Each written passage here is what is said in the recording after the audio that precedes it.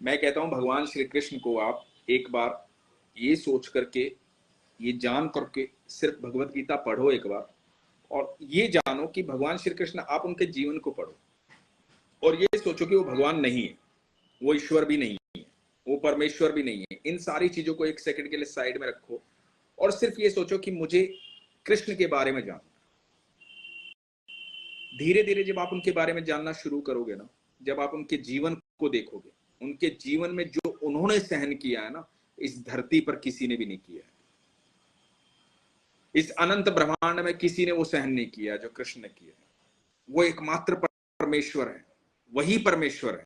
वो जीवन जब आप पढ़ोगे ना, धीरे धीरे आपको एहसास होना शुरू होगा कि ये मनुष्य जो है ना, हो ही नहीं सकते, ये इंसान है ही नहीं, ये देवता भी नहीं है, ये सब कुछ है, सब कुछ है, सारा अनंत ब्रह्मांड के मालिक हुए हैं। आप जब उनको स्टडी करना स्टार्ट करोगे, आपको धीरे धीरे धीरे धीरे रियलाइज होगा कि मैं किसके बारे में पढ़ रहा हूं। यही मेरा परमेश्वर, और इसी की वजह से मैं बोल पा रहा हूं, यही मेरी सांसें हैं, इन्हीं की वजह से मैं जीवित हूं।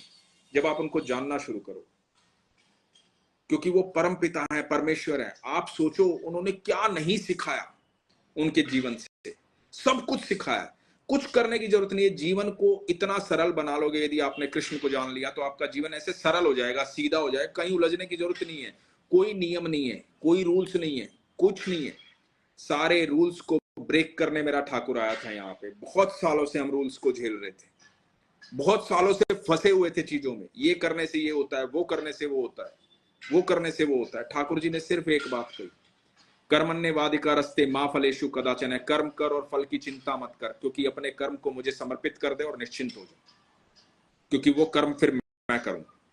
जब तू अपने आप को, ठाकुर जी ने सिर्फ ये बोला, जब तू समर्पण दे देगा, ये सफर है। और समर्पण क्या चीज होती है मैं आपको बताता हूं। जब आप, आपका बेटा, आपकी बेटी घर से बाहर जाते हैं, मान लो कि आपने उनको यहां से, हिंदुस्तान से अमेरिका भेज दिया, और आपने बोला कि बेटा जाओ, ये सफर है, अमेरिका जाओ, तो आप उनको एक सर्टन अमाउंट दोगे, 100 रुपए, 200 रुपए, 500 रुपए, जितना भी एक अमाउंट दोगे कि ये तेरे सफर में काम आएगा। वो पावर्स हैं आपकी, वो पैसा जो है वो पावर्स हैं आपकी। आप इस सफर में आ गए, इस धरती पे हम सब आ गए, इस सफर में आ गए। तो जो लोग पिता से कनेक्टेड रहते हैं ना, लोग क्या करते हैं कि सफर में आ जाते हैं, सफर में आने के बाद क्या होता है, विचलित हो जाते हैं, क्योंकि बहुत सुंदर सुंदर चीजें देख ली, मन मोह रही है ये चीजें, बड़ी बड़ी इमारतें हैं, बड़ी बड़ी मार्केट है, ये मिल रहा है, वो मिल रहा है, हर चीज की है, हर चीज है। बहुत सारी ऐसी चीजें हैं। हमेशा जो नकारात्मक ऊर्जा होती है ना, वो जल्दी आकर्षित करती है किसी भी चीज को।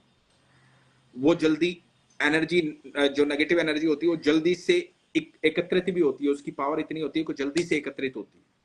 तो हमें क्या करना है, ये जितनी नकारात्मक ऊर्जा ना, इस नकारात्मक ऊर्जा को जैसे ही एकत्रित हो, उसको सकारात्मकता में बदल देना। कैसे बदल पाओगे? जब हम अपने पिता के कनेक्शन में रहेंगे। पिता कौन है? पिता वो है ठाकुर जी। तो हम जब अपने पिता के पास से इस सफर में आए, इस सफर का आनंद लेने के लिए भेजा, तो हम डिस्कनेक्ट ना हो, बाकी सब चीजें यहीं रह जाएंगी, क्योंकि सफर खत्म होगा, हम फिर लौट जाएंगे, तो बाकी सब चीजें यहीं रह जाएंगी, हमें वहीं जाना है। तो हमें अपने पिता से डिस्कनेक्ट नहीं होना है, इन सब चीजों से डिस्कनेक्ट रहना है, ये जो आसपास है। तो इस सफर का आनंद लेना है।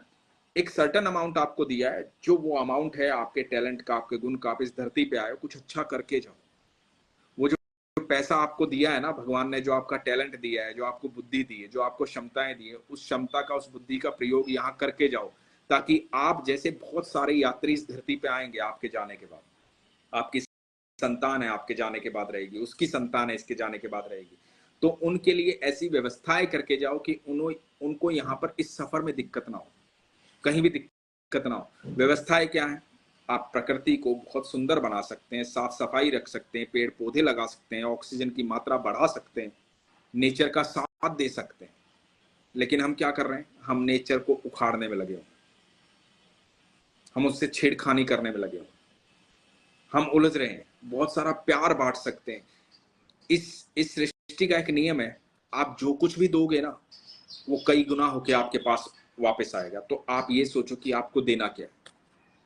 जो भी आप दोगे ना, वो कई गुना होके वापस आएगा। तो आज के बाद सिर्फ ये बात याद रखना कि जो कुछ भी आप दे रहे हो ना, वो कई गुना होके वापस आएगा। तो आपको क्या देना है? बात देने की है। तो देना सोच समझ के, जो भी देना।